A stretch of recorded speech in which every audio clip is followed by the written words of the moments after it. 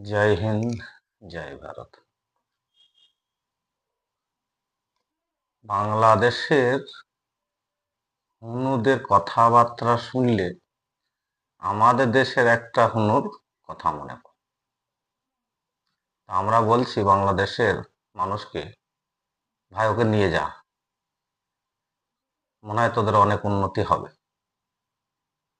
এবার সেটা কে তোদের কথা জানারও দরকার। আমাদের রাহুল গান্ধীকে নিয়ে যা, ওর কাছে অনেক বুদ্ধি আছে।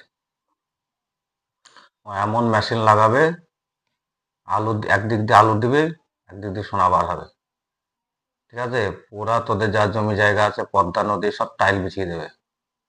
হ্যাঁ, ওর কাছে বুদ্ধি আছে। তো আমরা দেখ, ওর মা বারবার আমাদের কাছে সঁপে, আমরা তো কেউ নিই না। তাহলে ভাই তোরাই নিয়ে যা। আর ওর কাছে বুদ্ধি আছে, তোদের বুদ্ধি কুলুচ্ছে না।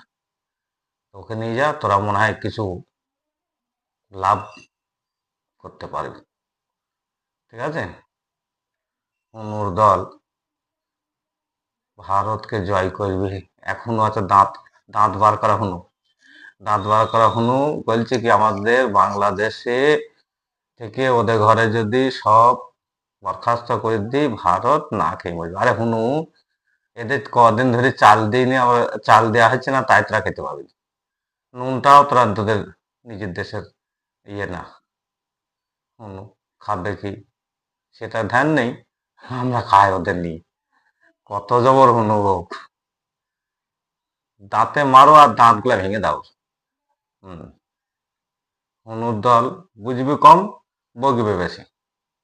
এই যে এবার মেডিকেল ভিসা মিসা সব বন্ধ করে যাবে, মর, তোদের কি করবি কর, পায়খানা করে মরবি, মর এবারে।